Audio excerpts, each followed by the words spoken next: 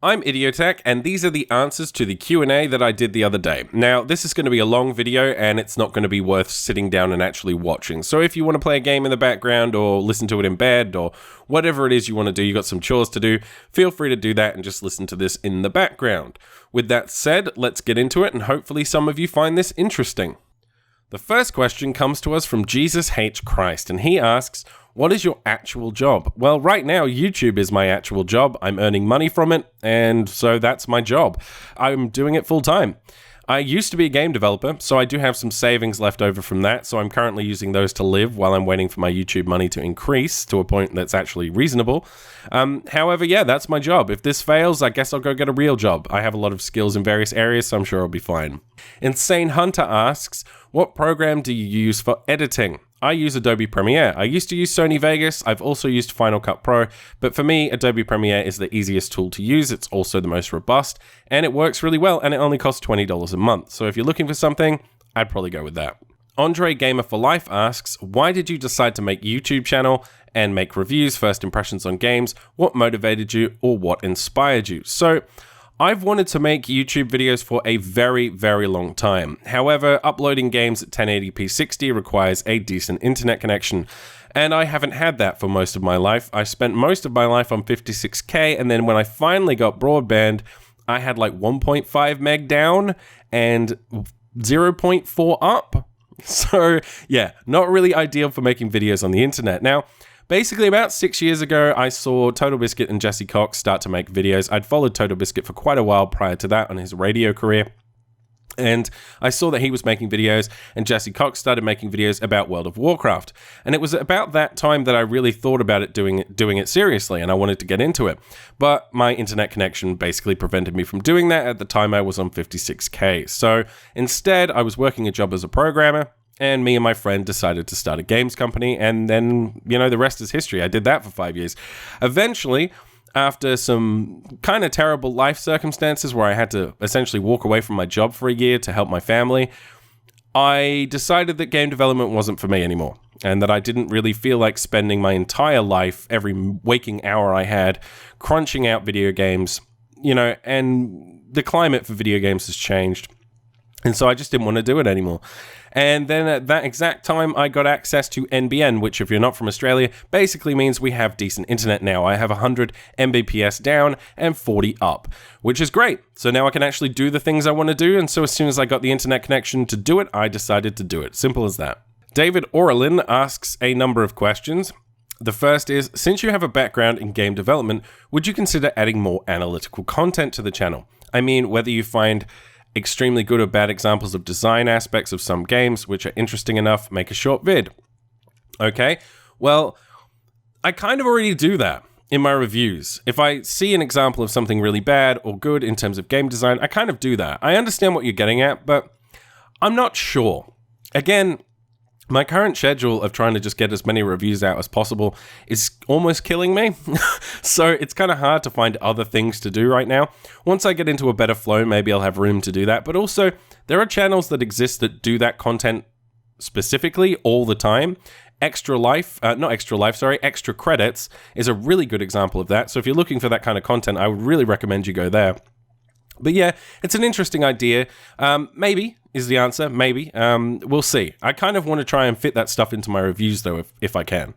His next question is, what is your background in game development? My background is I've made video games for a long time. That's it. About 5 years professionally and 2 years prior to that as a hobby. That's it. I just made video games in my bedroom with my friend. And then it expanded from there. There's nothing more to it. You don't really go to school, or at least in my day you didn't, for game development. You just literally learned a programming language and made video games. It's pretty simple. See Patreon ? Well, okay. Patreon is probably something I will have to look into eventually. However, there are some flaws to it, and there are some positives. The positives are I don't have to necessarily get in bed with publishers and do sponsored content, which would be fantastic because my channel doesn't really suit that. But the negative is I don't really like the idea of asking my subscribers and supporters for money. I like the ad model. I think it's fair to everyone, but unfortunately we lose about 60% of our ad revenue to ad blocker. So It may be something I have to look into in the future, but as of right now, I'm not entirely sure. If I get a lot of demand for it, obviously that's something I'll look into. And his final question is, how did you feel after finishing the playthrough of XCOM Enemy Within on Iron Man/Insane on your channel? I didn't do that, and I don't really know why that question was asked, so I guess we'll move on. Altair Jensen asks, what is your favorite game of all time and what breed is your dog? Well, my dog is a Staffordshire Bull Terrier. She's 2 years old and she's awesome. I will put a picture of her on the screen now for you to see. I hope you like my dog. She's cool. My favorite game of all time? That's an impossible question for me to answer. The reason is because I have too many. Basically, if you want me to answer that question, I'm going to have to go through every single genre of video game, and that could take a while. But I'll give you a couple of examples. So, for example, an RPG. World of Warcraft or The Witcher 3 would be my favorite of all time. Maybe Deus Ex Human Revolution. I really like that game as well. As for RTS, StarCraft 2. Simple. My favorite game. As for ARPGs, Diablo 3, closely followed by Path of Exile. What else? Platformers. For me right now, I would say Super Meat Boy is my favorite platformer of all time. You know? So, I mean, that's how I would have to cover it, and it would just take too long. So, favorite game of all time question, I just can't answer that. You know, once you've played a certain number of games, you really, if you can nail a game down like that, I feel maybe you haven't had enough experience with everything that's on the market, really. And I don't think it's good if a reviewer can, to be honest, because there are too many great options out there. Chicken Curry 60 asks, if you could only play games from one developer for the rest of your life, which would it be? I've thought about this for a while, actually, not because of your question, just in general, and I think the answer to that is Blizzard Entertainment. And the reason is because they have a number of games now that are very polished and are very good and heavily supported in almost every category that I'm interested in. They have an RTS, StarCraft, which is an amazing game. They have an MMO, World of Warcraft, the best one ever made. They have Hearthstone, probably the best CCG ever made, especially digital. What else have we got? We've got Heroes of the Storm, which I really, really like. Good MOBA. Diablo 3, a fantastic ARPG. So, you know, and Overwatch is coming out soon, which is apparently a really good FPS. So probably Blizzard, actually. They're a really, really good company. They focus primarily on PC titles, and they support their titles well, and they are renowned for their polish. So probably Blizzard. His next question is, how did you come up with the name Idiotech? And it's kind of an embarrassing story, actually. When I was about 13 or 14, one of my favorite bands was Radiohead. They released a song called Idiotech on the album Kid A. It's a really good song. You should go check it out. And I misspelt it as my username. And that's it. And it kind of stuck. And I've been using it ever since. So there you go. There's the answer to the terrible username that I have. Basim Isam asks, will you do a best and worst games of 2015 video? Yes, I will. I'm currently working on it now. One Simple Click asks, what game from your childhood do you have the fondest memories of? This is an easy answer. Monkey Island. The reason is because prior to that, I rented games. People lent me games. I borrowed games from people. I went to Blockbuster. People gave me shareware a lot. People at my dad's work used to give me copies of games all the time. But Monkey Island was the first game I owned in a box. I still have it, actually. It's in the shed. And I pride that thing. I really love it. It's the first game I ever owned, but not just that, it's a fantastic game. If you haven't played Monkey Island, they did a remake of it, and you really should. It's a fantastic point-and-click adventure game. It's made by Tim Schafer back in the day when he was good. And it's just excellent. But not just that, I played it with my dad. I played it almost every night after school, after I'd done my homework with my dad for about 6 months, and we completed the whole game. And I just have great memories of it as a result. So my fondest memories are of Monkey Island, and it's kind of the pinnacle of gaming in my early life for me, actually. It had a major impact on me going forward, and it kind of was the point at which I fell in love with video games. Narik asks, why did you start your YouTube channel? So I've already answered this. If I get repeat questions, I'm just going to move on instead of answering them again. So I'm sorry if you asked a question that someone's already asked and I've already answered, but at least you get your question answered. Sorry if you don't get a shout out. Joran S asks, casual question, what kind of music do you like? Again, that's hard to answer. I like everything. I'm a guitar player, a bass player, a piano player. I love music. I've written music for games. And yeah, I can't really answer the question. I love everything. Classical music through to death metal, EDM. I mean, at the moment, primarily I listen to sort of weird, abstract electronic music. But yeah, anything, man. I mean, you name a genre, I probably like it. I'm kind of into music all around. I think all music has a benefit. You know, you can find something to enjoy in every genre. At least I can. So, sorry, kind of hard to say. I mean, favorite bands, I don't know, Tool, Radiohead, Queens of the Stone Age, Perfect Circle, Pearl Jam, they're good. I mean, dude, so many bands, dude. I don't know. There's so many. Like, I like so many. So, yeah, it's a hard question to answer.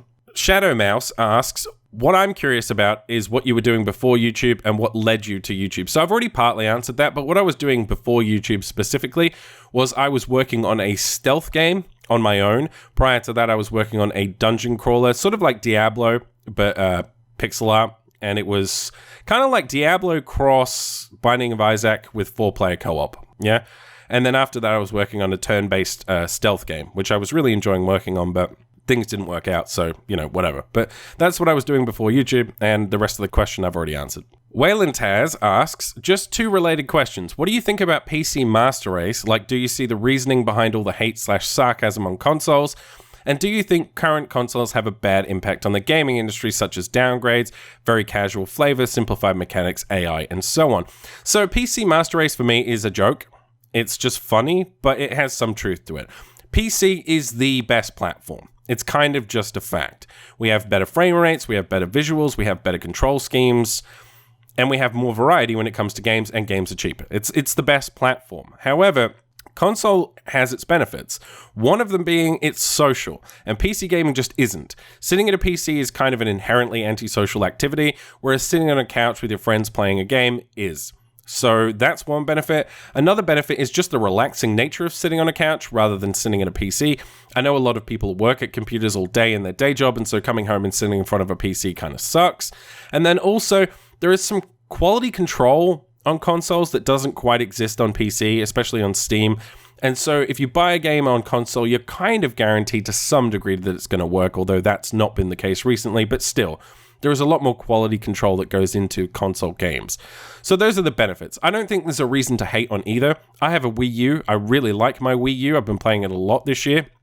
So, you know, I think it's stupid. Again, fanboyism and circle jerks are a waste of everyone's time. In terms of the consoles having a negative impact on the gaming industry, well, obviously not, because they pay for a lot of games. So, you know, games probably wouldn't exist if it wasn't for consoles. However, they do have some negative impact on PC. For example, we get bad ports, which is a big problem at the moment. We also do get simplified mechanics because they have to work on a controller rather than a keyboard. And so games like RTS are very unpopular right now because they just don't work on consoles. So yeah, it does have a negative impact on PC gaming, but not necessarily on gaming as a whole. Richie Rich asks, what are your main concerns for the gaming industry going forward with regards to the direction it may take? Microtransactions, for example. Also, will there always be room for AAA releases to have a single-player campaign? Obviously, Rainbow Six decided against this. My biggest concern for the AAA industry is whether or not it can survive. Not whether or not microtransactions are going to be a part of it, because they are, or whether we're going to have single-player campaigns. The problem with the AAA industry right now, from a publisher perspective, is it simply doesn't make anywhere near as much money as the mobile market. And I know this for a fact, having talked to people who work at AAA companies such as EA and Blizzard and stuff like that. I know for a fact that games are not making as much money in the AAA space as they used to, and also the production costs are escalating dramatically. So as a result, they're struggling to make money, and that's why microtransactions and stuff like that exist, and that's why cut content is a thing that's happening now, such as single-player campaigns. So my concern is not whether or not these things are going to happen, because they are. My concern is whether or not the industry will survive and whether publishers will continue to put money into these games rather than just saying, fuck it, let's go support the mobile market instead when we make hundreds of millions of dollars all the time. That's a big concern. And when you take into account people like me bitching about games all the time, you know, for a AAA publisher right now, the incentive to make big AAA games is kind of dwindling. And I'm concerned about that. But at the same time, it might mean that AAA publishers start to make smaller titles, and we are seeing that from people like Ubisoft. They've made some smaller titles recently, or at least they've backed smaller titles. EA is backing some small titles, such as Unraveled, which will be interesting to see. So it may change drastically. We may get smaller games with smaller scopes that cost way less to make, but have a large return. So I don't really know, but my concern is that unless things improve for the AAA industry, it might not exist for too much longer, which is kind of a shame, really. But We'll see. I think these big budget games are going to be a thing of the past moving forward. Let's put it that way. Vintori01 asks, how long does it take for you to create a video? This is a very, very simple question with a very long answer, unfortunately. Let's take The Witcher 3 as a good example.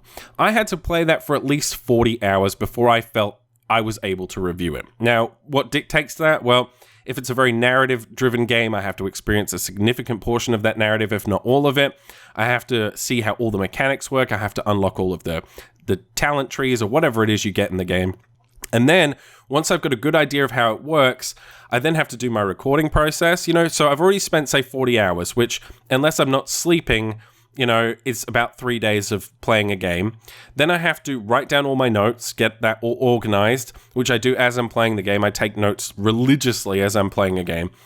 And then I have to collate all that stuff into a document that's easy to read. Then I have to do my voice recording, which takes several hours. I do multiple takes. I edit things together. It's a lot of work. And then once I've done all of that, I have to go through all the footage I've recorded, find solid examples of the things I'm talking about so I can get those in the edit, the final edit. So I have to write down all the time codes for that. And then I finally go into the editing process, which takes about a day. Sometimes less, but depending on the video, it takes about a day. Then I have to export that, upload it, create my thumbnail artwork, tag it, do all my description work. Then I have to promote all that stuff on social media, and then I have to respond to the comments. So there's a fair amount of work that goes into a video, honestly, and that's why, even though I'm doing this full time, you might only see me put out 2 videos a week sometimes. It's just simply because I want to do a game justice. I don't want to just play a game for an hour or two and give you my first impressions. I don't feel that's valuable to the consumer, right? I know other people do. Total Biscuit's a big proponent of first impressions, but I don't think that it's important what the first hour or two of a game is like, because a lot of the time, games will front load content. They'll be like, look at all this cool stuff, and then 5 hours in, it's shit. So I think reviews are more important, so I tend to put a lot more time into my work than, say, Total Biscuit does on each of his videos, and that's simply a stylistic choice. I feel my style is more beneficial to the consumer. He feels his style is more beneficial to the consumer. So, we do things differently, but that's how I work. And so first impressions videos are much easier to make for me because, it takes a couple of hours versus 3-4 days. That's why you see Angry Joe putting out 2-3 reviews a month, because not only does he do all the stuff I do, but he also has to do all the comical stuff and his costumes and green screen. So I'm somewhere in between the two, and it takes a long time to make my videos. So that's a very long answer to your very simple question. Stardusk LP asks, do you wish to see more Australian voice actors in games? Not really. I think voice actors really are kind of dependent on where the game is set. If it's set in Europe during the Middle Ages, then no, obviously not. I don't see a need for it. And personally, I'm not a huge fan of the Australian accent, and I don't really feel the need to hear it in more games. I like European accents, and I think they should be in games more, if I'm honest. I think there are too many American voice actors in games that don't warrant them. And I'm glad games like The Witcher 3 took the direction of going with the European voice actors. So yeah, I think actually we need more European voice actors to fit the time periods we're making games about. Smoky Doggy asks, also, how has your channel affected your life, if at all, even in the smallest way? It's affected my life in a large number of ways, actually. I'm incredibly busy in a way that I'm not used to. I'm not used to having a schedulized life. When I was a game developer, I would crunch for like 3 days because I'd be inspired, and then I'd take 2 days off. And that's kind of how I've always worked. As a freelance web developer, whatever it was I was doing, filmmaking, anything I was doing, it would be like intense schedules with breaks. And this is every day. And sometimes the weekends as well, quite often the weekends. So I'm not used to the regimented work style, and that's been a challenge for me to adapt to. And also I'm not used to all the attention, and that has affected my life in several ways. Some days it's stressed me out, quite frankly, and it's made my life unpleasant. However, it's also been an incredibly interesting and eye-opening experience. It's been great to make reviews, and it's something I really, really enjoyed doing. So it's actually affected my life in a large number of ways. And right now I'm starting to actually make somewhat of an income from this. So that's affected my life as well. So I'm not burning into my savings infinitely and spending, hundreds and hundreds of dollars on games every week. And it's given me the opportunity to meet some very interesting people, actually. I've met a lot of very interesting people through this. People who I would now actually consider friends. So yeah, it's affected my life quite massively in 6 months, and it probably will continue to do so moving forward. Good question. Legend of Fuzzy asks, How much have video games influenced your life, and which game in particular would you regularly play? Well, video games have influenced my life massively. As you can probably tell, I made them for 5 years, and I played them since I was 2. So, yeah, majorly. They've been there for me during horrible times. They've been a fun thing to do during the good times. I've made many friends through video games. I've met a lot of people. I've done some interesting work. It's had a massive impact on my life. My life would not be the life I have had without video games. It's as simple as that. And as for the games I would regularly play, I don't know. I mean, that changes a lot. I'm not the kind of guy who plays one game. I used to be. The last time I did that was StarCraft 2. I played that pretty much every day for 3 years. And I was very into the competitive elements of that. But when that game died, it taught me a valuable lesson. And that is that investing so much time into one game is not necessarily a good idea. And I started to become a jack of all trades gamer at that point. And I kind of like having lots of different experiences. So I jump around a lot. But things I've been playing recently on a regular basis, Fallout 4, The Witcher 3, been playing both of those quite a lot. In terms of just regular multiplayer experiences though, Rainbow Six Siege, Heroes of the Storm, games like that. I would like to get back into Counter-Strike. It seems to have changed a lot since I last played it, but it's a time issue for me. At the moment, I spend almost all of my time playing video games for YouTube. So I kind of have to play the stuff that I'm supposed to play for review, and that doesn't leave much time for playing games I actually want to play in my free time. And also, I've got family, I've got things I have to do, I've got friends, I've got other responsibilities, and I need to take care of them. So by the time that's all done, I really haven't got much time left, and I'm usually pretty tired, so I end up watching a movie or something. Brian F. asks, do you think there are any additional hurdles to jump through as a games critic based in Australia? Yes! There are a lot of fucking hurdles for me to jump through, and it sucks. Most of them basically surround me not being in the United States of America. Games come out at very obnoxious times, so if I want to be the first on a game, I have to be up at 4 in the morning, so I'm doing that a lot, and that really, really sucks. Another thing is that most of the PR for companies I have to work with have their own separate Australian department. And for whatever reason, they don't give me keys as quickly as the departments in other countries. So I end up getting keys after release, which is very frustrating as well. Also, just a time zone thing. If I upload my video when I'm, in the evening when I would watch a video, it's like, 3 in the morning in the US. So there are a lot of time zone related issues, and I've always had to deal with those, especially when I was a developer. I'd have to stay up till 3 in the morning to talk to someone at Steam. So it's something I'm used to, but it is a big deal.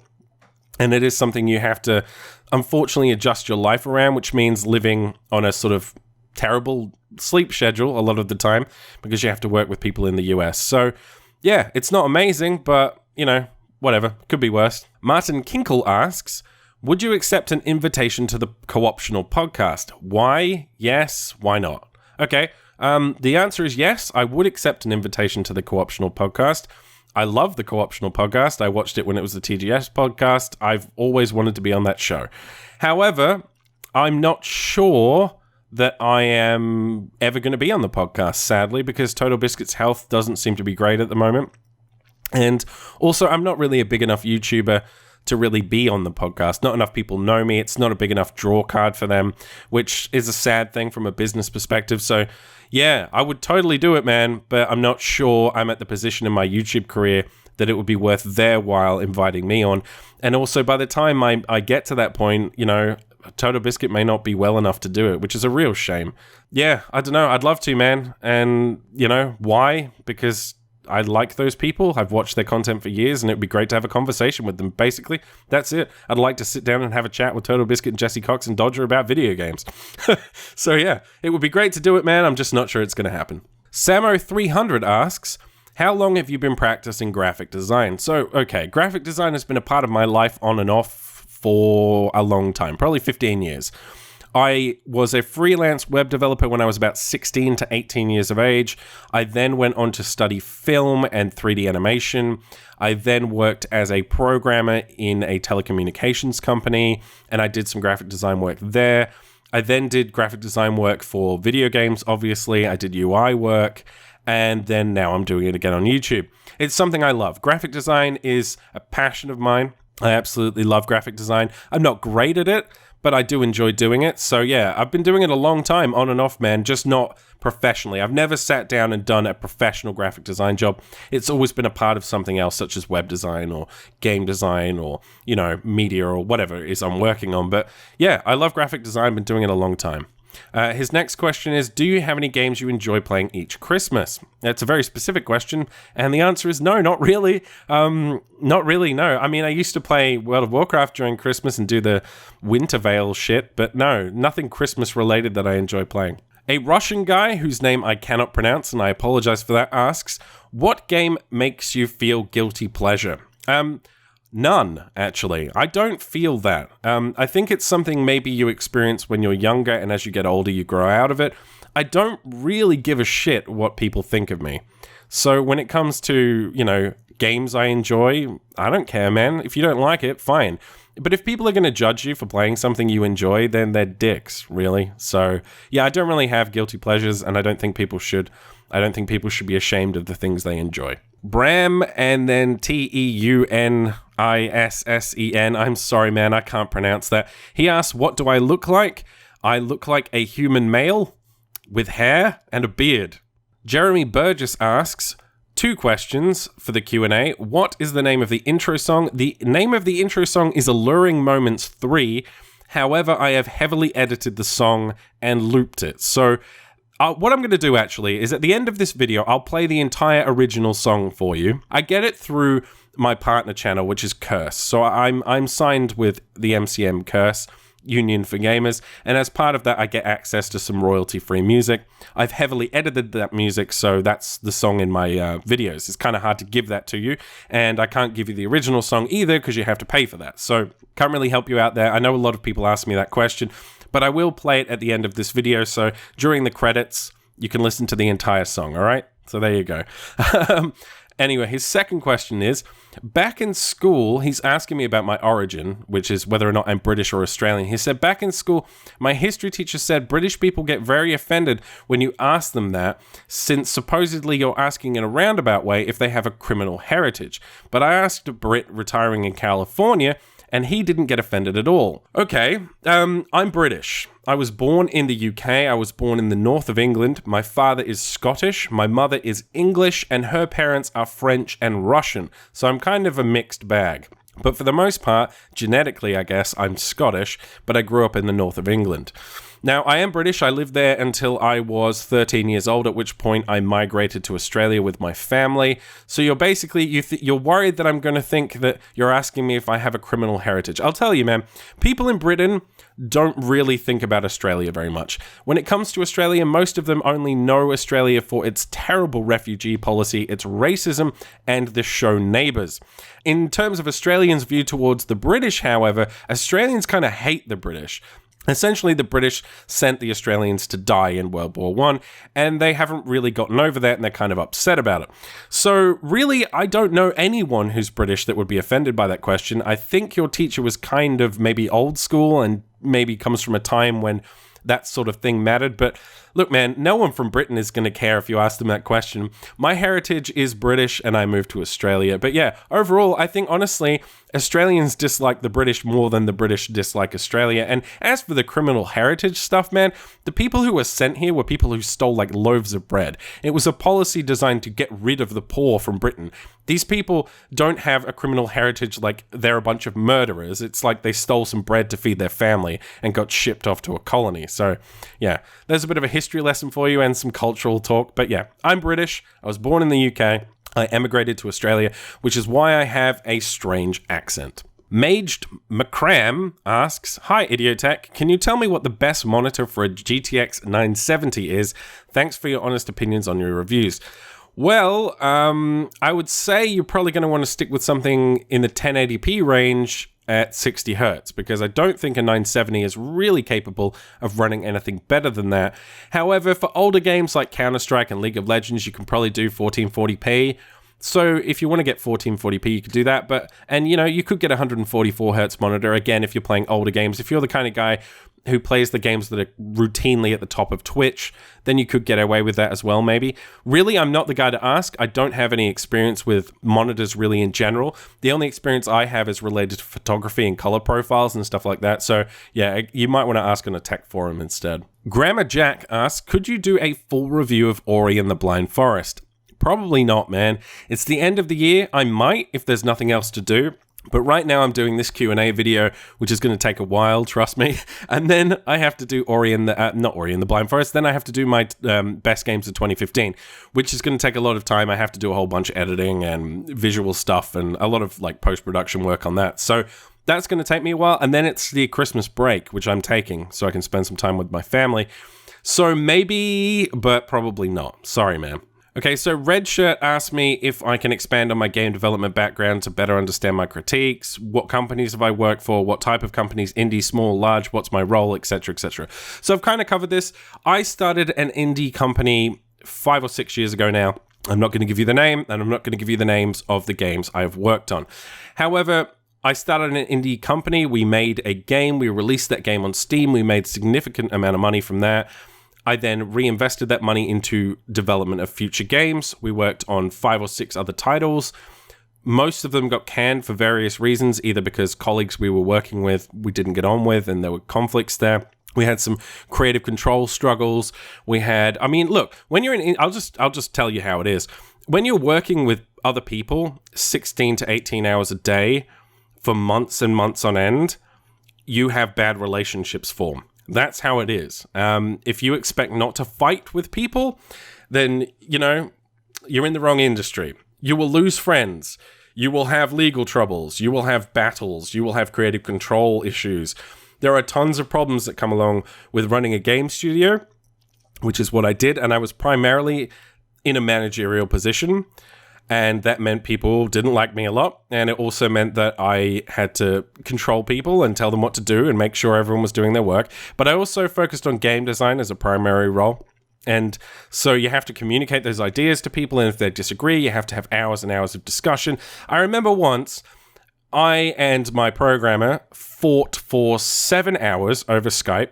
This was quite a heated fight over the position of an icon in a menu. I'm not shitting you. It lasted for 7 hours. And it was a real discussion. And we really, really fought for that. So we ended up creating a veto system where people had like 3 vetoes and blah, blah, blah, blah, blah. The creative control struggles are a nightmare. Anyway, I worked on small titles that were independent. I ran an independent games company. I still do for many years. And that's my background. Companies, the other people I've worked for now, one of them's moved on to EA. Another one, I'm not sure what he's doing. Had some musicians who've worked on quite big stuff now. My experience is purely independent. However, I have a lot of contacts in the mainstream scene. I know a lot of people in the industry. So I know a lot about how the industry works from an indie level and a AAA level. And also, when you spend 5 years every day of your life working on video games, you do learn a hell of a lot. And when you've been playing video games since you were about 2 years old, you'll learn a hell of a lot as well. So yeah, it's hard to really go into it without going into details that I really am not allowed to talk about. So I'm sorry about that, but that's the best answer I can give you. Chelonia Madas, I think that's how you pronounce it. I apologize if I said that wrong. What do you think of Season Pass DLC? Do you think it's better to reward the developer for what they have done as opposed to what they might do, buying blind, etc., etc.? Obviously, yes. I mean, that's a no-brainer, man. Don't buy content that doesn't exist. Don't give people money for things that don't exist. When there's a product on the table and you can hand them money in exchange for that product, go right ahead. But when something doesn't exist and it's just a promised pipe dream, never. People who do that, I don't understand. If someone could tell me in the comments of this video why you purchase like season passes to things when you don't even know that if that content's going to be any good, or why you pre-order games when you don't know if they're going to be any good, please let me know because I don't understand. IM794 asks, which gaming systems did you grow up with and what were your favorite games? So I mean, I assume you mean as a child. So my gaming history is interesting. I started with a very old computer that I don't know the name of. Basically, it had green ASCII characters on a black screen. And then I moved up from there to various computers. My dad worked in science. And so what would happen is a lot of the computers that they got rid of, he would bring home and I would play with those. And so I played games on Macs, I played games on crazy old weird computers like Acorns and whatever else. There's just tons of different kinds of machines. Ataris. I had an Atari 2600 for a long time, an Amstrad, tons of stuff. I had PCs, but then when I was about 8, I moved on to consoles. I got a Sega Mega Drive, I got a Super Nintendo, PlayStation, and Nintendo 64. And then after the Nintendo 64 and PlayStation, I moved back to PC gaming, and I stuck with PC gaming pretty much since that point. So games I grew up with, man, hugely varied. I mean, I played a lot of platformers, obviously, because they were very popular during the time. I played a lot of first-person shooters, Wolfenstein, the original Wolfenstein, Quake, the original Quake, Unreal Tournament, Quake 3, those types of FPS. I was heavily into those. What else? I mean, it was primarily platformers and fighting games, a lot of fighting games. Mortal Kombat, Street Fighter, Killer Instinct, totally my jam. Love those games. And then GoldenEye and Perfect Dark and things like that. Those kind of games. So basically, fighting games, FPS, and platformers, you know? That was really all there was when I was growing up. We had the arcades, so, you know, fighting games were big there. And then when the consoles came out, it was primarily platformers. And then FPS was a PC thing initially. You know, Wolfenstein was on the PC, Quake was on the PC, Unreal Tournament and Unreal was on the PC. So yeah, when I was playing PC, it was mostly FPS. When I was playing consoles, it was mostly platformers. And when I was in the arcades, it was mostly fighting games. So that's what I grew up on, and I still kind of love all that stuff, to be honest. Kimon Pedersen asks, what game did you make? Appreciate your work. So as I've said a number of times, I don't talk about the titles specifically that I've worked on. The reason for that is because my opinions on YouTube could negatively impact those businesses and the businesses that I still run to this day, and also the people who work with me on those businesses. And they have asked specifically for me not to disclose that information because they want their privacy kept private. So I don't talk about those things. Zaniaxa? I don't know how to pronounce your name, man. Congratulations, Idiotech. My question is, what are your plans for this channel during 2016? My plans are to continue doing the same thing I'm doing now. Reviewing games, doing first impressions, doing news and analysis. If any drama happens, I'll cover it, but it hasn't really happened in the last 3 months, so there's not been that much to talk about. But look, if any industry news comes up, I'll definitely share my opinion. I'm going to keep reviewing games. I'm primarily going to focus on reviews where I can. First impressions aren't really something I want to do. I will still do it for small independent games where you can sort of play for 2 hours and just basically have played the entire game. So I'll still do it for those smaller indie titles because 2 reasons. One, it's much easier and the content really kind of fits within the first impressions framework just because it's short and usually quite simplified in terms of its mechanics.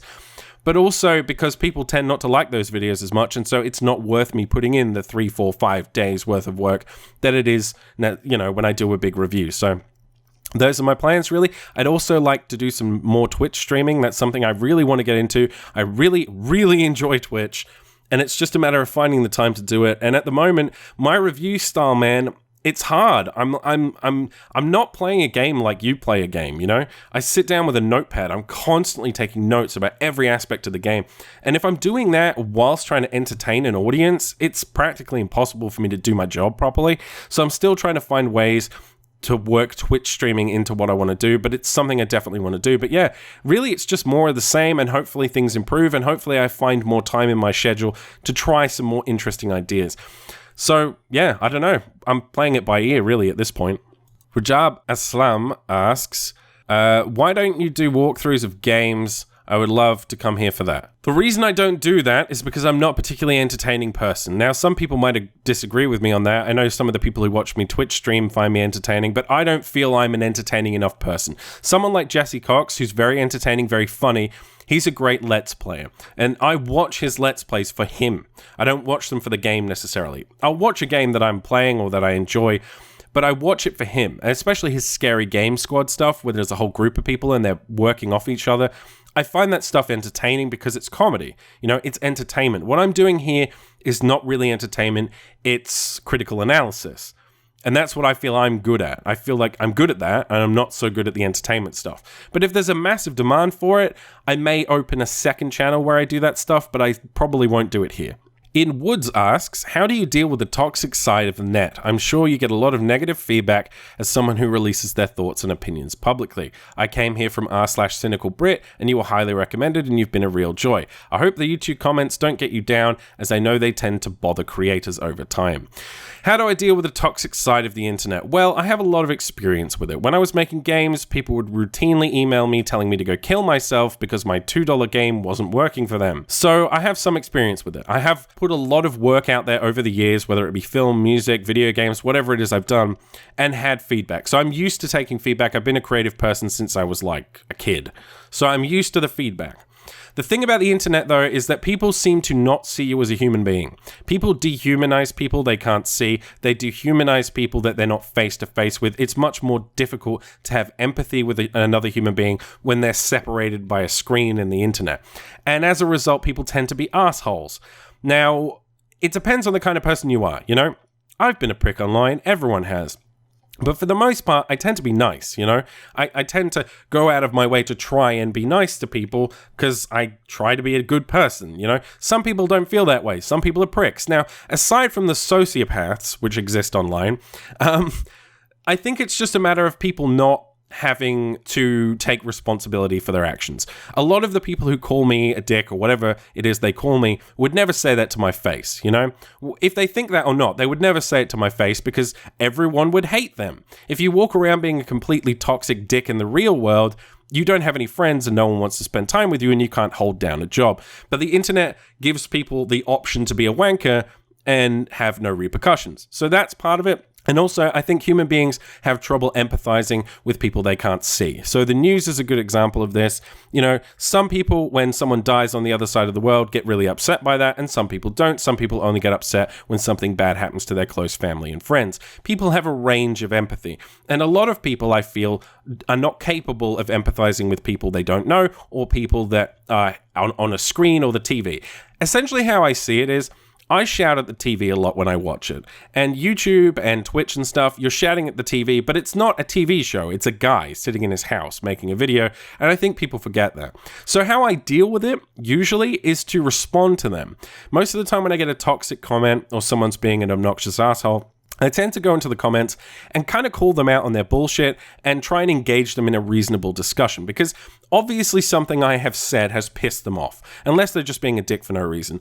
Most of the time I've done something to upset them, so I try and get to the core of what it is that I've done wrong or what it is they feel I've done wrong, and then we end up having kind of a reasonable conversation. This has happened more times than not, that I've gone and talked to a troll or someone being a dick to me on my channel, and then eventually they turn around and apologize and we have a reasonable and civil conversation. And again, that comes back to my point about humanizing. So my efforts are generally to try and humanize myself in the eyes of people who are attacking me so they are less of a dick going forward and maybe treat other people on YouTube with some respect.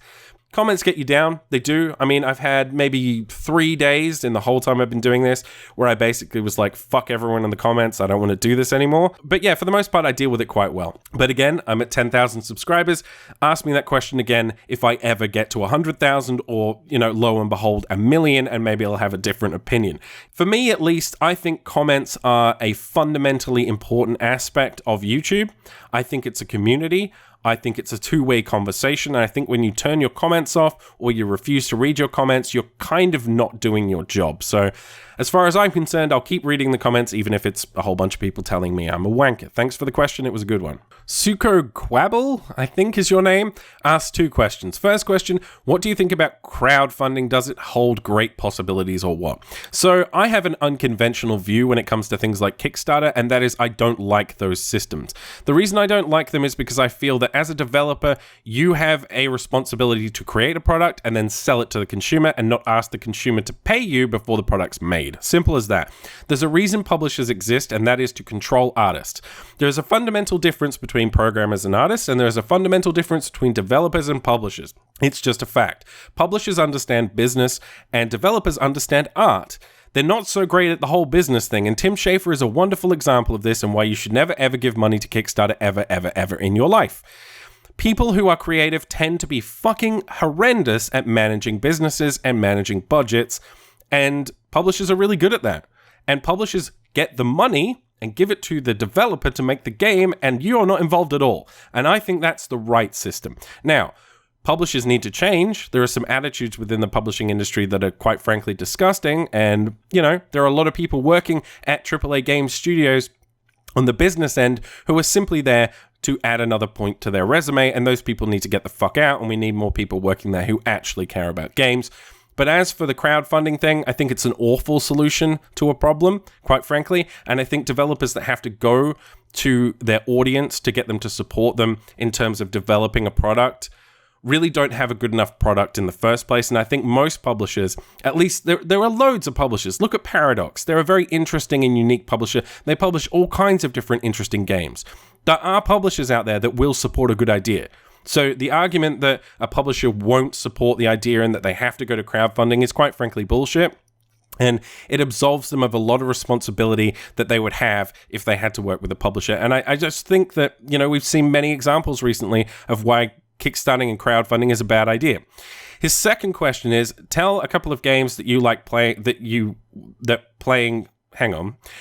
a couple of games that playing you went like, okay, so he's just got terrible English. If you're not an English speaker, that's totally fine, man. Holy fucking shit, this is one of the greatest games ever. The most recent example of that was The Witcher 3.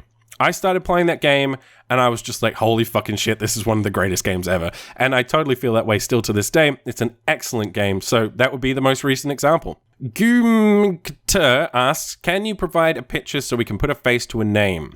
The simple answer to that question is no, and I don't plan on doing that anytime soon. There's two reasons.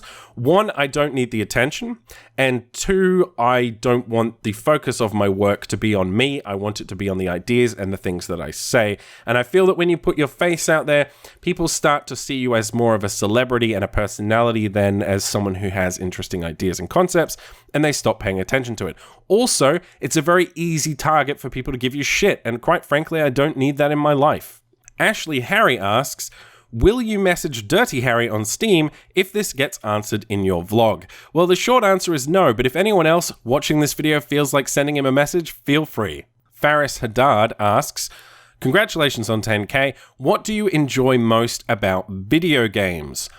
What I enjoy most about video games compared to other forms of media such as film and books and TV is that I have agency and that I can control the destiny of the story. That's pretty much it. You know, the fact that I am the one doing the stuff rather than sitting on a couch watching someone else do the stuff. That's why I like video games. That's why I think they're the best form of art we have. Paul Valenta asks, I know this is off topic, but how do you manage your time with everything that happens in the world? Well, it's difficult. To be honest, it's very difficult. I have a very busy schedule when it comes to YouTube. I have a wife, I have a family. There are some people who are not well around me that I have to take care of. And yesterday is a good example. I was planning to do some work on a video, and my dog decided to eat a Christmas pudding that I left out on the table. And as a result, it was full of raisins, which poisoned her, so I had to take her to the vet immediately. And it was horribly stressful, and I ended up spending $350 to pay a vet to make my dog vomit for an hour. So that sucked, and things like that get in the way. Obviously, people you care about have problems, things go wrong in life. You just do your best. You just do your best. You know, sometimes shit happens and you have to just do the thing you have to do, and then you get back to it when you can get back to it. That's life, unfortunately. But, you know, I guess I do it the same way most people do. I just keep trying and do my best. AFADFAFAFLJKAKJF asks, what do you like about gaming? I already answered that question, but I just wanted to say your name. Asau Sylvia? I think that's how I pronounce your name. Have you ever played EVE Online? If so, do you still have a soul? Do you believe in the possibility of Half-Life 3? Also, I like your profile picture. Carl Sagan is a boss.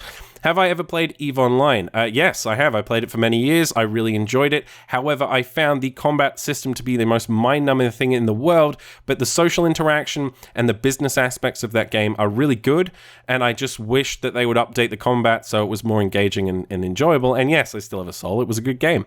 Do you believe in the possibility of Half-Life 3? Yes, I do, actually. Whether or not it will be a good game is kind of up for debate.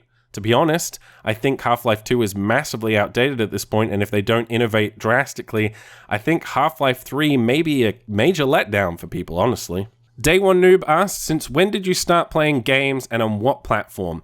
I started playing games when I was 2 years old. My sister, my stepsister, introduced me to them, and I have enjoyed them ever since. Apparently, I took to them very quickly, and I started playing with computers a lot when I was very, very young. I don't even remember that period of my life, but apparently I was always sitting at the computer and always playing games and messing around with stuff. So, yeah. Very, very young. And on what platform? I have no idea, man. It was one of those super old school computers that had green text. That's all I know. It was a very, very old computer from back in the day. Lishan Abbas, I think that's how I pronounce your name. He asked for my views on Just Cause 3. They're very similar to everyone else's views, unfortunately. It's a nice sandbox, and it's not really very deep. Awesome! Asks, what would you rate this question out of 10? Well, as you know, I don't use a rating system, so I wouldn't rate it at all. Thanks for the question. Wyatt Newton asks, what are your thoughts on NVIDIA GameWorks? I think NVIDIA GameWorks is a way for NVIDIA to further monopolize the market and push AMD out of the graphics space entirely, and I think it's terrible. I really dislike the way NVIDIA is operating as a business, and I think the idea of having no competition is incredibly dangerous and effectively giving NVIDIA a monopoly, which I disagree with entirely, and I think that GameWorks is just another tool for them to achieve that goal, and I really, really hope that they don't and that AMD picks up the ball and runs with it at some point. Otherwise, we're going to end up in a position where we get very, very minor improvements in technology for extremely high costs, which is what happens when you have a monopoly. So my overall thoughts on GameWorks, it sucks, and it needs to not exist. Alex Frank asks, what other forms of media do I enjoy? TV and film. Film in particular, I studied film for a year or two at film school. I have a degree in it, and I love film. Film is a major passion for me and always has been, as is music, as is storytelling in general. Basically, I'm a guy who likes stories, whatever form they're delivered in, whether it be books, TV, or movies. I like a good story. You want to tell a good story? I'm there to listen to it. That's basically it. Anything that tells a great story, whether that be a TV show, an anime, a book, a film, doesn't matter to me. I just like good stories. Jedi Knight asks 2 questions. What are my top 3 favorite superheroes, and what 3 games have I spent the most time with? Okay, my top 3 superheroes are Batman, Batman, and Batman.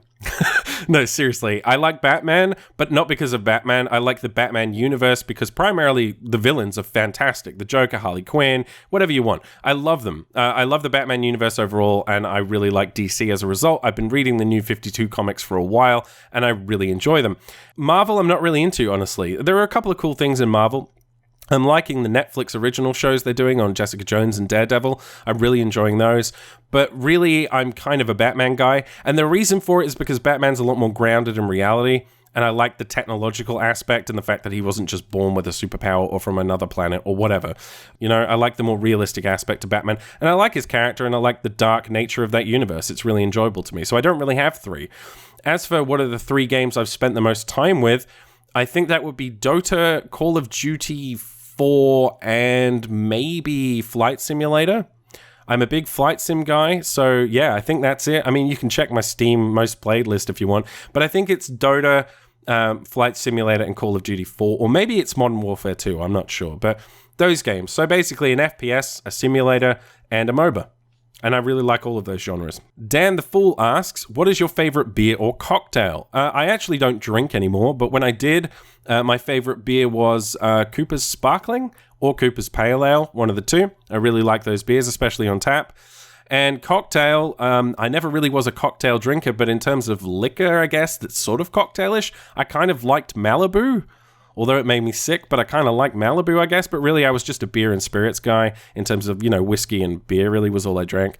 So, yeah, there's the answer to your question. What game am I playing in this video? I have absolutely no idea, man. Or unless you're asking about the video I made asking you to ask questions. If that's the case, I was playing Ori and the Blind Forest, which is a very cool platformer that you should probably check out. If it's this video, I have no idea. I make that decision later after I've finished doing my audio recording, so who knows? David Lacos asks, which 5 days in life do you consider the best so far? I don't know, dude. No idea. I could say the week I met my wife. I could say the week I played World of Warcraft for the first time. That was pretty amazing. I could say the first time I took, like the initial week when I got my telescope and my camera and I started taking pictures of planets and stars, that was absolutely amazing. It's impossible to say, man. Like, life is incredibly varied and I don't really rate it in that way. So, I've had a lot of cool experiences in my life. I've had a lot of negative experiences in my life. That's just kind of how life is. I don't really have a favorite week, though. The Rocketman 2012 asks, what do I like to eat for breakfast? Well, what I like to eat for breakfast and what I eat for breakfast are two entirely separate things. If I could eat anything I wanted for breakfast every day and it not kill me, I would probably eat Eggs Benedict, because I absolutely love that. But for the most part, I either eat cereal or toast or eggs on toast or something along those lines. But at the moment, I'm not even eating breakfast, so yeah. But if I could eat anything, it would be Eggs Benedict every day of the week, man. What games are on your radar for the coming year? That was sent in by Bullet for Justice. Oh man, there's so many. No Man's Sky, although I'm a bit worried that's going to be shit, but I am interested to see what it does. Far Cry Primal was interesting me until I realized it was kind of bare bones. Warhammer Total War, or Total War Warhammer, or whatever they're calling it, that's interested me, but I am concerned about the DLC practices. Is Star Citizen coming out this year? I hope so. Well, next year, 2016, I hope so. Maybe that'll be good. What else? There's a bunch of stuff coming out, actually. XCOM. That looks interesting. There's a ton of stuff, but I have my concerns about everything. I don't have I don't get hyped for games. I haven't for a long time, just because the industry's kind of in a mess right now and nothing tends to work, or we have horrible business practices. So, and I have to be objective, being hyped about games is not something I'm really allowed to do anymore because it affects my judgment of a product. So I try to go into games not very excited or not really knowing all that much about them and just see them for what they are. But yeah, those are some of the games that are sort of appealing to me, I guess, coming up in 2016. Maybe The Division as well. Hopefully that's worthwhile. There are a ton of stuff, actually. There's lots of games. Also, The Witcher 3 expansion pack, I think, is coming out in 2016, so I'll be interested to see how that goes. That Horizons game on PlayStation 4 looks good. So, yeah, there's quite a few, actually. I think it's going to be a good year for games, 2016, but I guess we'll see. Loves a Teddy asks, League of Legends or Counter-Strike? Counter-Strike. Why, ? Asks Gary, ? Yes? Captain PNS asks, do you see yourself getting involved in game development again? I certainly fucking hope not. But having said that, I still love making games. It's just the process and the time and the money and the fighting and the... Oh man, it's so bad. I mean, seriously, if you're the kind of person who's interested in getting into game development, I would seriously recommend you don't. If you are the only people who are correct for that industry are people who cannot do anything else.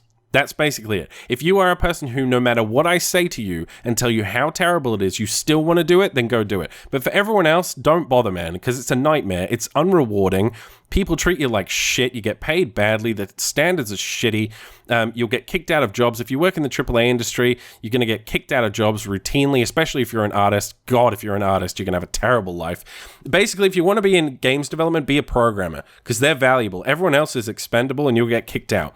As soon as you're done with your art, they'll just fire you. It's a horrible industry. And if you're an indie dev, you're going to starve. You're going to work 16 hours a day. It's fucking horrible. I mean, really, it's horrible. So the only time I can see myself getting back into game development is if I end up making a shitload of money and can hire a team to do it, and I can oversee the design and the project as an overall thing on the side, so I can have a team working on it while I'm doing my YouTube and then go in and talk to them and work on things. That's the only instance in which I can see myself doing it again, because quite frankly, it's a hellish, nightmarish experience that I do not want to return to. Paul Montez asks, what game recorder / capture card or software do you use for your PC videos? I use Shadowplay now because it's great. It has very little performance impact, and if you have the option to use that, I would highly recommend it. The only problem with Shadowplay, though, is that it records at a variable frame rate, so you're going to have a updated and the latest version of Premiere if you want your sound to be in sync, which is kind of a pain in the ass, but it is quite cheap to get Premiere these days. So yeah, I use Shadowplay for pretty much everything now. It's really good. It has no performance impact. I lose like 1 or 2 frames, and I can do it while streaming in OBS or whatever. So yeah, I use Shadowplay primarily now, but sometimes Fraps and, sometimes obscure things like DxTory. Kickoff asks, what got me making all these reviews? I like to share my opinion on video games. It's as simple as that. And there must be some part of me that's arrogant enough to think that that's worth doing and that other people actually want to listen to me. So I guess some degree of arrogance and just an overall passion for video games in the industry and wanting to make sure that games are good. M-I-Kel, K-L, I don't know. Hey man, I just wanted to tell you that you were rather prominently featured on Total Biscuit's subreddit, and as you may know, TB is direly sick, and while people feel for him, they still want content which he currently can't make, and you seem to have a similar approach to games and reviewing, so I will check out your stuff. Congrats on 10k. Okay, now this isn't a question, but it's something I've wanted to address for a while. I'm going to try and address this as delicately as possible. I don't wish to offend any of you, but when I get these comments, and this isn't a particularly egregious one, but a lot of people do comment, especially on Steam and various other platforms, basically saying like, you're the new TB. When TB dies, you're going to replace TB. I find that shit incredibly offensive, all right? Just please show some fucking respect to the man. Okay, he basically started the whole PC reviewing thing on YouTube, and he's basically been the front man for the whole alternative games press thing. So I understand that you want your content, but please show some fucking respect. He's a major influence in my life. He's had a major impact on many other people's lives, and the man deserves your fucking respect. And I don't appreciate this whole TB's dying, we need a replacement attitude. But I don't see myself as a direct competitor to Total Biscuit. I feel we do things incredibly differently. And I would prefer it, quite frankly, if I was always second fiddle to Total Biscuit. He's done some fantastic shit for this industry. I just wanted to get that out of the way because it's been bothering me for a while, and I continually get reminded of how Total Biscuit's dying and you're the replacement for Total Biscuit, which is offensive to me, okay? So stop fucking saying it. Thank you very much. Christian Nataro asks, as a fellow introvert, do you think having all these people in your life has changed you somehow in that regard? I believe that when one of us manages to get such a big and deserved public recognition, it gets easier to open up to people and become less introverted, maybe. Actually, it's having the opposite effect, strangely enough. Initially, when I had a smaller audience and I could recognize the people in the comments section, I felt kind of more open, actually. I felt like, oh, cool. I'm getting to know some of these people. I talk to them privately. This is cool. I'm starting to build a community. I meet some new people. But as the channel has grown and I've got more and more users and more people I don't recognize, it's actually made me feel more isolated than I did previously, and almost more introverted. That being said, I am generally quite an open person, but I tend to only be open with those I feel I can trust. So it's not necessarily that I don't like talking to people, it's that I don't like sharing stuff with people that I don't know. And that's been a challenge because obviously, I'm doing this video right now, I'm answering questions. But yeah, I don't know, it's interesting. It's almost made me more introverted having the attention, to be honest. Rockfest7822 asks, what other hobbies do you partake in besides gaming? Is there any country you would like to visit and why? As a kid, I visited quite a lot of countries, actually. My parents, when I was much younger, had a lot of money. They don't now, but they did. And we visited a lot of countries around Europe and Spain and stuff like that. I've been to Cyprus, I've been to America, I've been to Portugal, I've been to Fuerteventura, I've been to Menorca, I've been to Spain, I've been to Germany, I've been to France. I've been to a lot of countries, but I did all that when I was very young. And when you're a kid, you don't appreciate stuff, right? Like, I didn't appreciate the natural environment, and I didn't appreciate the museums and the architecture and all those things.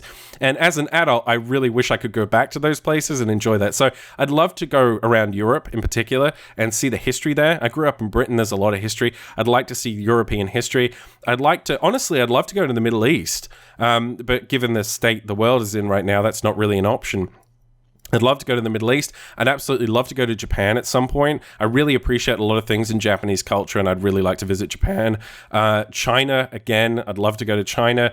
I'd love to see the world, to be honest. I'd love to go to loads of different places and visit. I mean, I think it helps broaden your mind, and it makes you aware of other cultures, and it also helps to humanize people that you've never met, I think a big problem with the world as it exists today is that people grow up in very isolated communities, and they don't get to experience the rest of the world and other cultures, and that makes people bigoted, sadly. So I'd love to do that. That's a great question. Thank you very much. As for other hobbies I partake in besides gaming, primarily my hobbies are learning stuff. So I'm very interested in human psychology. I'm very interested in philosophy and science. Science is a major, major hobby of mine, very big passion of mine. I love science, in particular astronomy and cosmology. I'm a very, very avid photographer, and I combine that with astronomy. I take pictures of planets and stars and various different things, and planetary nebula and things like that. So I'm really into that. I love photography overall. I'm a landscape photographer. I take photos of aurora, which is something I get to experience where I live. So that's really cool. So yeah, photography is a big passion of mine. Music's a big passion of mine. I play musical instruments. So that's a big passion of mine. Gaming's obviously a massive passion of mine. And learning in general, just learning about the world and people and psychology and history and all that stuff. I just love learning. It's always been a passion of mine. So yeah, that's what I do outside of gaming. Thanks for the question, man. Wesley Tomsky asked too many questions, and it's an unreasonable number of questions for me to answer. He wants to know if I'm a Christian, Muslim, atheist, black, white, gay, straight, transsexual, liberal, conservative, fat, skinny, ripped, bearded, shaven, handsome, blah, blah, blah, blah, blah. He wants to know basically everything about me as a human being, and I can't answer all of that. I just simply can't. One question he did ask that I thought was interesting is, do you have an American-esque complex where you think Australia is better than every other country and refuse to learn or care about other cultures? The answer to that is no. I hate nationalism. I think it's one of the worst things that human beings engage in, and it's just another form of tribalism, and tribalism causes wars and all sorts of other bigotry and bullshit problems that I don't agree with. So yeah, and would I take a bullet for a random stranger? Probably not, man. Would you? I'd take a bullet for people I care about or people I know, but, the random stranger might be a terrible person, and I don't know why I would sacrifice my life for them. But then again, I don't know. Those hero-type characters, those people who maybe are just normal guys who work a job and then they save someone's life. I don't know, man. I've never been put in that situation to have to make that choice, so I can't really answer that question. So Michael C. is asking me a long question about the state of the industry and PC gaming suffering and being left behind and stuff. And I've kind of already answered this, but I just want to say PC gaming isn't being left behind.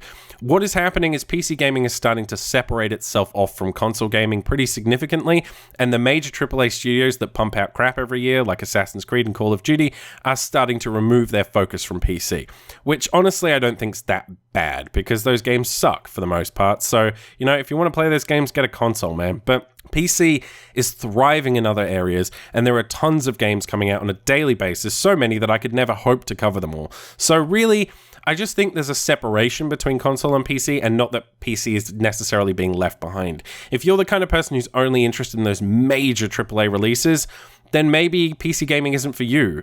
But, if you're interested in everything else in the world, then it kind of is. Mixed Readings asks, what would be your ultimate game if you could design it? If I could design any game in the world, I would make an MMO. And I would make the best MMO ever made, because I would have an unlimited budget, and I would hire everyone from Blizzard, every other studio I have ever liked a game from, and I would build a dream team, and I would make the best MMO ever made. It would not be, in the vein of past MMOs. I'd make something different, hopefully. But what I want, and what I've not been able to get since I played World of Warcraft, is that fucking feeling I had, man, the first time I walked into Azeroth and saw that world and interacted with people. And I've never had that experience since, and I crave it. I really, really crave that experience, and it just doesn't exist anymore. And MMOs overall have kind of died as a genre, and they've been replaced by the MOBA genre and the survival genre.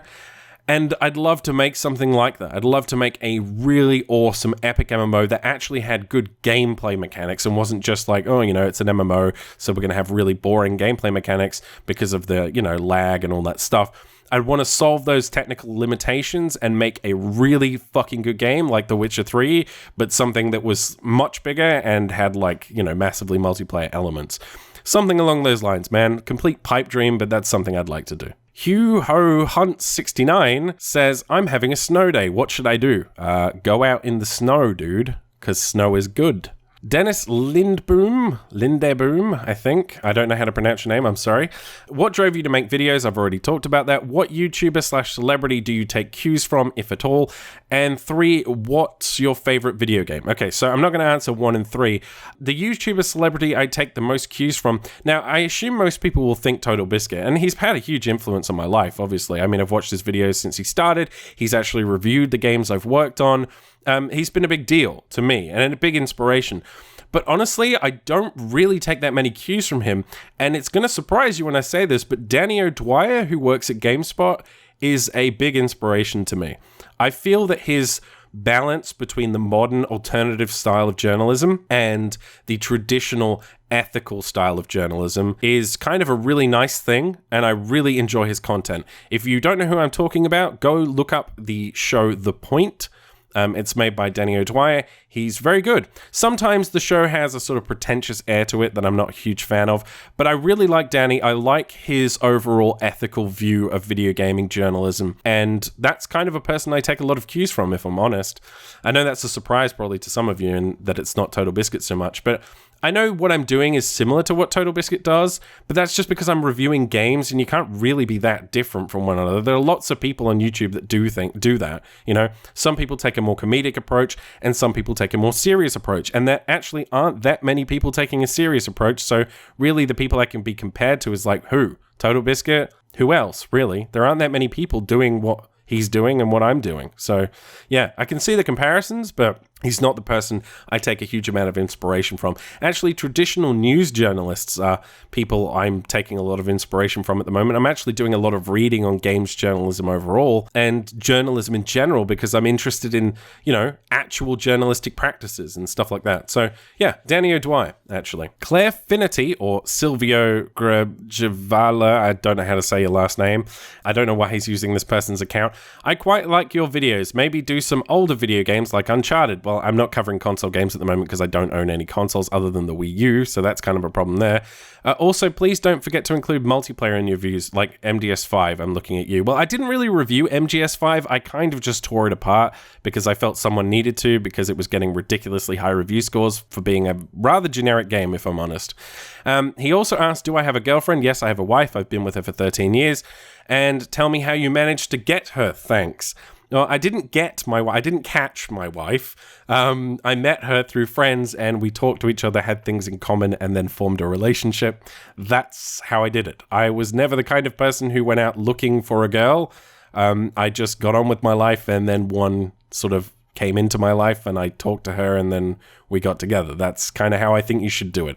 I don't think going out looking for a woman is a particularly healthy attitude to have. Anyway, that's how I got my wife. I met her and talked to her. Alex Ruiz, I think that's how I pronounce your name. If you found a rainbow pony, what would you do with it? I would probably keep it away from vivisection labs. That's probably what I would do with it. Thanks for your very strange question. If I could choose one old game that would be remade / rebooted today, which one would it be?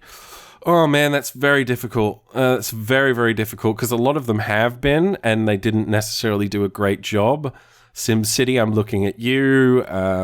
Deus Ex Human Revolution was quite good. I would actually really like to play the original Deus Ex with modern graphics and modern mechanics. I would really like to do that. I'm not the kind of person who likes to play games I've already played again. That's not really who I am. I like new experiences. So if I've experienced something in the past, I just kind of go, okay, that was fun, and then move on.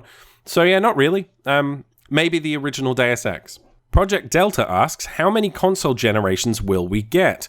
It's an interesting question. I think what's going to eventually happen, and look, I'm just pulling this out of my ass, but I think we're going to run into an issue with technological advancement and consoles. Because consoles, they make them, they ship them, and then they sort of exist for 10 years and get really, really underpowered over that time, obviously, whereas PC continually evolves, and technology like the Oculus Rift and VR, that's going to need a lot of hardware to support it. So I think what we're either going to see is a lot more iteration on console generations, so we're going to see like the Xbox One version 2, version 3, version 4, or we're going to see modular systems put into place. So essentially PCs that are manageable. For example, an Xbox with a graphics card you can upgrade. You buy the new graphics card from Xbox and it increases its performance. Stuff like that. I think we'll probably see that going forward. If we don't see that, then I think it's going to lag behind and there's going to be some problems. And I don't really see how we can have another console generation last 8 years like the last one. So yeah, those are my thoughts on it. One area that's going to massively evolve, though, is the mobile market. Handheld devices are going to skyrocket in terms of performance, and they may end up actually replacing consoles at some point in the future. Buttermilk Tuesdays asks, what is your opinion on the current state of the mainstream gaming press? I think it's a mess. I think they are far too in bed with the people they are supposed to be critiquing to have an honest opinion on anything. And I think there are a few gaming journalists that exist that are still honest and have a decent reputation, Danny O'Dwyer being one of them. But for the most part, I think the mainstream gaming press is dying rapidly, and they are going to have to adapt or be wiped out, unfortunately for them. Dex Max asks, as for a question, what turns you off most in games and what do you love most in games? Key elements that you enjoy in a game.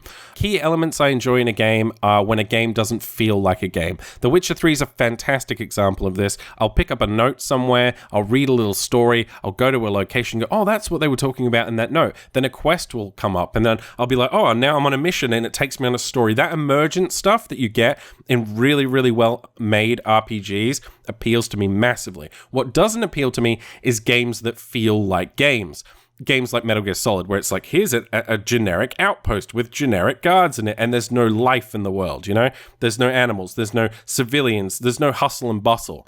When that doesn't exist in a game, that shit really puts me off. I don't like checkbox games where it's go do this objective, then do this objective, then do this objective. And like Assassin's Creed Syndicate's a good example of that. I really dislike that. That's kind of what I like. I like games that are able to immerse me in a world, and games that fail to do that, that feel too gamey, that feel too systematic, really take me out of games and I'm unable to enjoy them. Dr. Phoebes asks a very long question, so I'm going to abbreviate it for him. Basically, he's asking me if I'm going to do Let's Plays.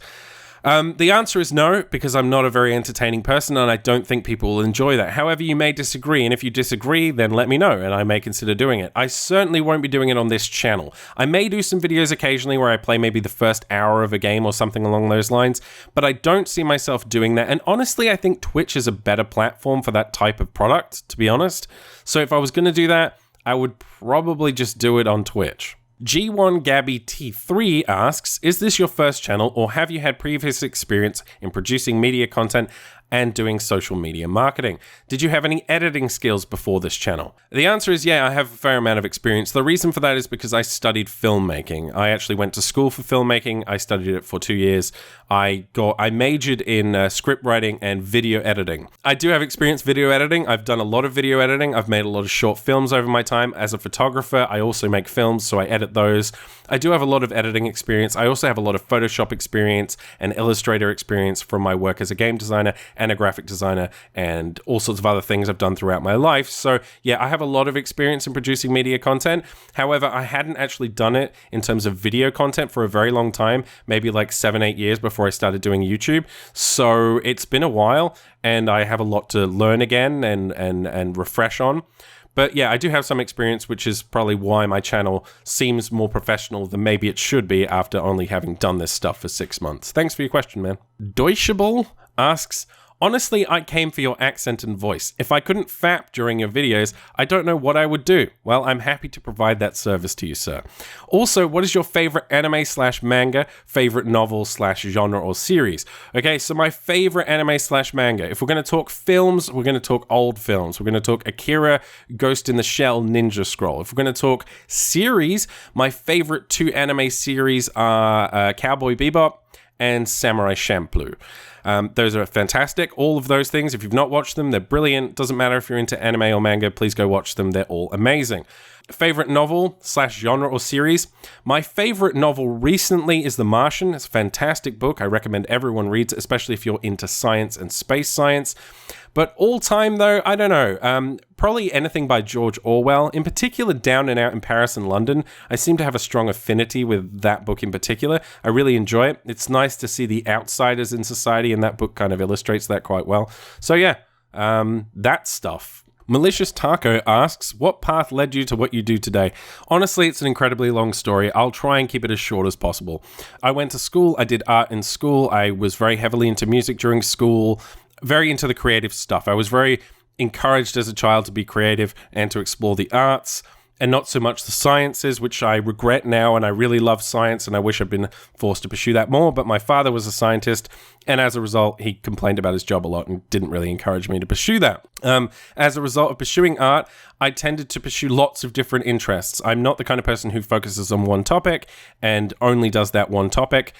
I tend to have lots of varied interest in lots of things. And as a result, that meant that I ended up learning about filmmaking, about sound design, about music, about art, about graphic design, about system design, games, all sorts of different kinds of things.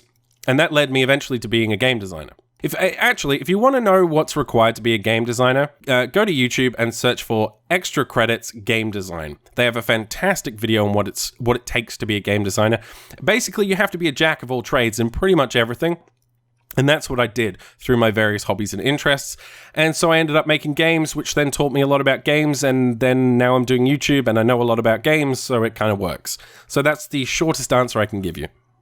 InSec, are you in any specific way qualified in game design? No, you can't really be qualified in game design. And as I just said, go watch the extra credits game design video and it'll give you a good idea of what it takes to be a game designer. It's not something you can go to school for. It's a skill and you either have that skill or you don't have that skill. You can develop it, but it's kind of an intuitive thing. You know what systems are fun and what are not fun. It's a very subjective thing, and game design is kind of abstract, to be honest. It's a hard thing to learn, really. You either have it or you don't. And the only way you know that is by trying, and if you fail, then I guess you don't. And that's really it. I mean, it's a very strange thing. Mustafa Khalid, what do you think of MDK2? Oh, man. That game is so old, man. And will we ever get something like it ever again? I can't even remember what that game was like, dude. I totally played it. I think I got a free copy of it, like the first couple of levels on a CD years and years ago, like when I was a kid. And I remember playing it. It had some very interesting mechanics, but I can barely remember that game. I'm going to look that up, actually, after this video. Thanks for reminding me that game existed. Option 42B asks, I always wanted to ask, do you train your voice, drink a special mixture, or are you just blessed with the voice of God himself? Well, that's very debatable. Also, I put on a mixtape of your reviews to listen to while I fall asleep. You don't find that creepy, do you? Okay, let's answer the second part of that question. No, I don't. I listen to people all the time when I go to sleep. I put on the Co-Optional podcast. I listen to VideoGamer.tv's podcasts. I listen to Heel versus Babyface, who's a World of Warcraft commentator. I listen to all kinds of people to go to sleep, man. Just having people talk in the background, I don't know, for some reason that helps me go to sleep. So no, I don't think that's weird. I find it kind of weird that I'm the person you're listening to, but I have no problem with that at all, man. I do it all the time. As for voice training and drinking a special mixture, I use a product called Nasonex, which is an allergy medication because I have horrendous seasonal allergies, and without them, I wouldn't be able to talk to you anyway. So I have to use that. It's essentially a corticosteroid that I use to make my nose not break. Other than that, though, you just drink plenty of fluids. And as for my voice itself, no, this is just my voice. This is how my voice is. I'm actually considering doing some voice training, and there's a couple of DVDs I'm interested in purchasing on voice training and production and podcasting and journalism and, how to train your voice and how to remove some of the accent that you have to make your voice more clear and understandable to people. So yeah, that's the answer. Interesting question. Thanks for asking it, man. Brett Hopper 88 basically talks about what got him to listen to my channel, and I appreciate that feedback. Thank you very much. And then he asked, do I like skiing or snowboarding? I would love snowboarding if there was snow here. There is sometimes. We have it on the mountain, but the mountain is very, very dangerous where I live, so we don't really have snowboarding or skiing, but I would probably absolutely love snowboarding. I surfed for many, many years, and I really enjoyed that. So yeah, I'd probably love snowboarding, man. I just don't have the option to do it. Xenogear asks, what do you do for a living? If that no longer applies, what did you do for a living beforehand? In my life, I've not had that many jobs. I worked as a guitar tuner / cleaner in a music shop. I worked in a record shop. I worked as a manual laborer for a period.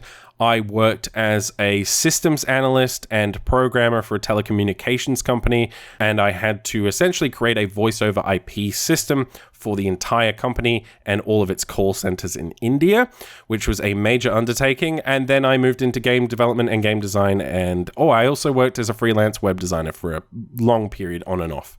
Orphanator asks, what game did you play that made you go, yeah, I like video games? That game is actually called Dark Castle. You can look it up on YouTube.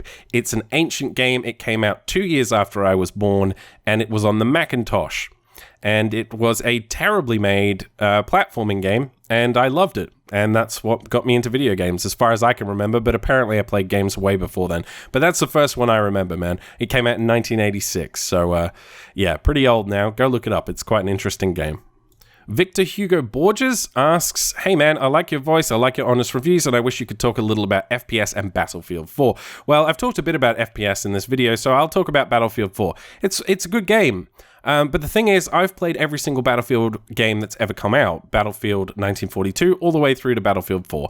And I have to say, Battlefield 2 was a major highlight for me in the franchise, as was Bad Company 2. Since that point, it doesn't really seem to have evolved that much, and I'm kind of hoping that the next Battlefield game has a lot more innovation, because I kind of feel like they're just repeating themselves at this point. iCoolAxe asks which games were the best in 2015, which I'm not answering because I'm doing a video on that, but he also asks which games disappointed me the most. For me, Mortal Kombat X was a huge disappointment on PC. I was very much looking forward to that. I wanted to get into the competitive scene and really play that game a lot, and the online didn't work on PC, so that disappointed me.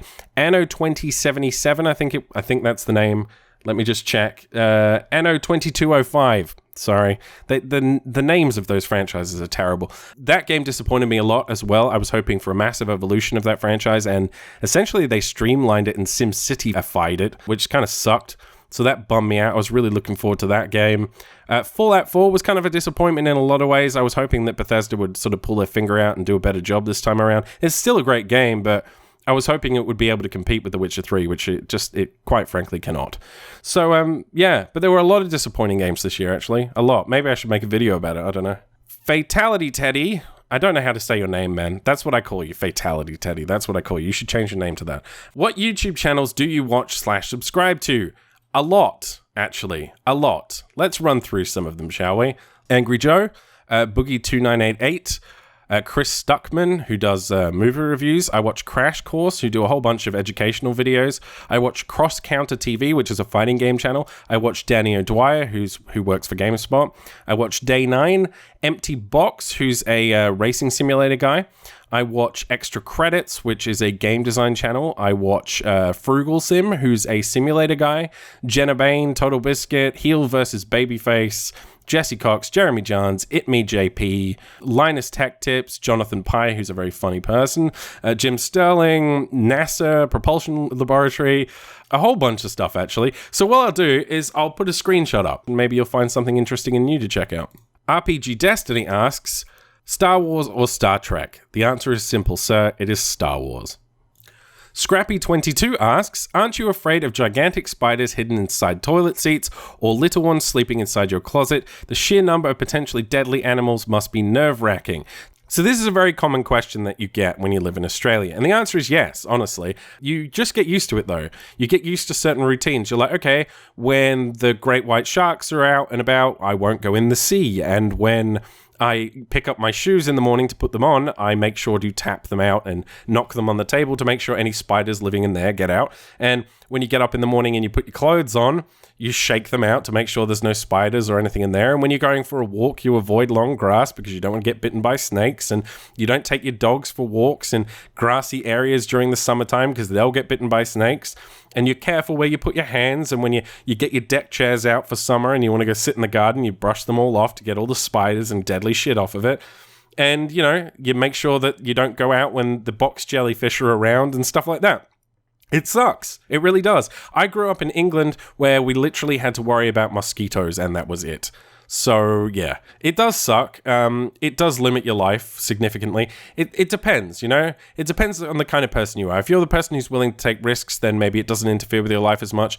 But I do have to say, especially as I live in a forested area, the scorpions are a big problem here for me. The spiders you get used to, they're like about the size of your hand, but you get used to them because those ones, they're called huntsman spiders. They're not particularly deadly, or they're not deadly at all. They give you a nasty bite, but they're not deadly. Neither are the scorpions. The wood scorpions we have here, they just hurt like hell, but they don't kill you. What is a problem where I live is tiger snakes. They're a really big problem. In fact, we had to kill one last year, which was a shame. It got wrapped up in all of the gardening netting that we use, and we couldn't safely get it out, so we killed it. Yeah, that wasn't nice. But yeah, there's lots of snakes. I used to have a cat. He would constantly catch the snakes and kill them. Yeah, it sucks. Honestly, it does. There's tiger sharks, there's great white sharks, there's funnel webs, redbacks, all that stuff. Whitetails. Whitetails are terrible spiders. They basically bite you and give you a golden staph infection and your skin rots off. So yeah, they suck. And they bite you when you're asleep, and then you have to go to the doctor, and it's not very fun. But yeah, it's not great, but you kind of get used to it after years and years of living in Australia, and people who are born here just don't think about it. So that's the answer to your question regarding how horrible Australia is to live in. There's some benefits, man. Everywhere you live in Australia pretty much has a beach, so that's a big benefit. The next question is, do you feel compelled to emphasize the positives when reviewing big but disappointing AAA titles? Not at all, man. The complete opposite is true. Is there hope for Europe? I have no idea, and I am not qualified to answer that question. Could you please tell us a joke? What's green and has wheels? Grass. I lied about the wheels.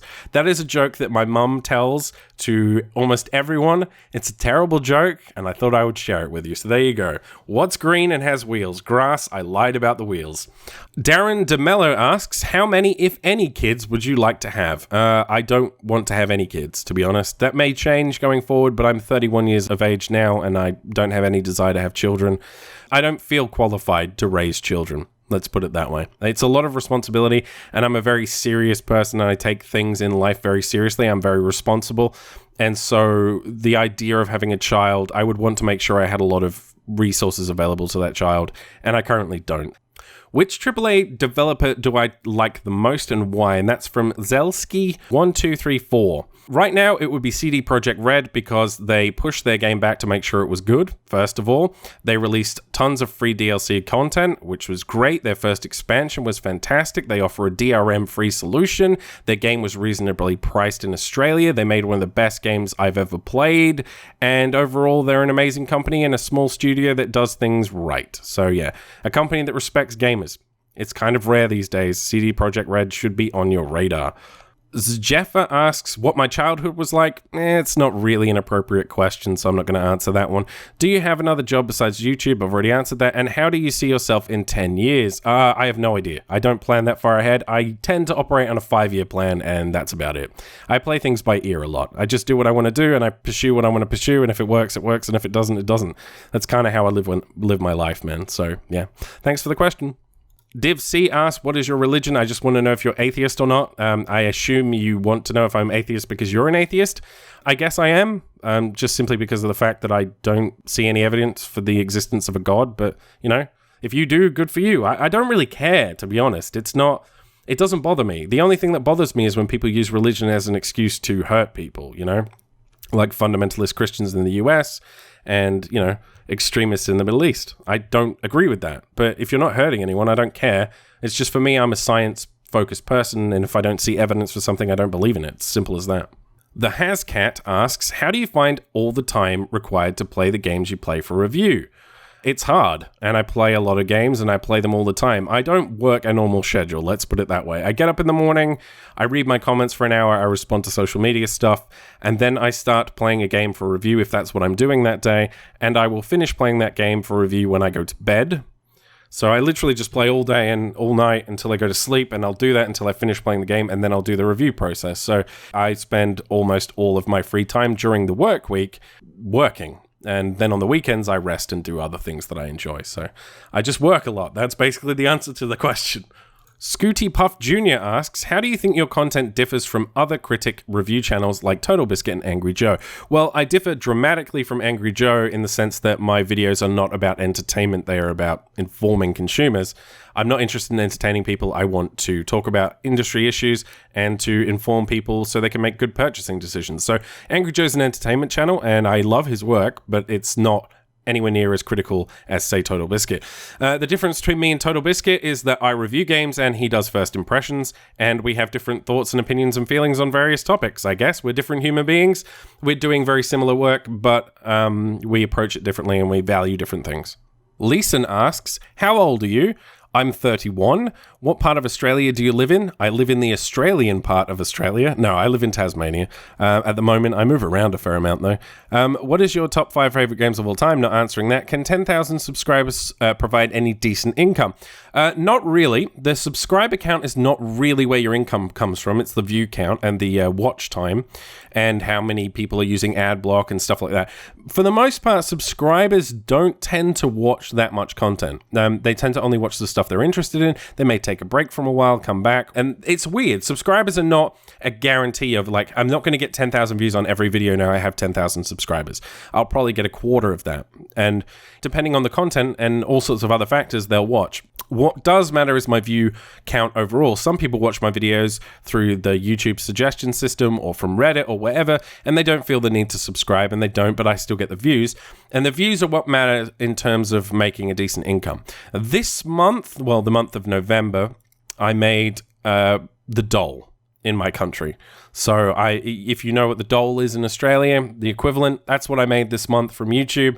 It's not fantastic, but then again, I'm not getting fantastic view numbers either. Once I get to the sort of consistently get above 20,000 views per video, I'd say I'm able to pay my bills. And then from there, it's a matter of, actually having a life. So I'm working on it. We'll see where it goes. Perfectly Francis 148 asks, where do you see gaming going in the current years? Do you see VR and AR taking off, etc., etc.? So VR and AR are very interesting. I think AR, especially the Microsoft HoloLens, that type of technology I think will be very lucrative, but not for gaming reasons. I think it will be great in the productivity space. So in terms of just general work, I would love to have that device. I would absolutely adore to have that device just from a productivity perspective. It would be fantastic. I don't see it being that great for video games. I see it being good for things like board games, virtual board games, D&D, things like that. I think it could work great there. As for VR, I think it will be great, and I think it will work really well for very specific experiences. And it will require a massive shift in design philosophy for it to work, really. I mean, it's very specific. If I'm playing a racing game and sitting in a chair and not moving, it works great. But first-person shooters, no fucking way. So there's going to have to be some major changes in how games are designed for VR to really work on a mainstream level. But I think it will take off in other areas such as movies, interactive experiences, and if we're honest, porn. Porn is going to drive that industry so much, and if porn adopts virtual reality, then it will be the next big thing. It's as simple as that. It's the way it's always been. Porn was responsible for the increase in internet speeds.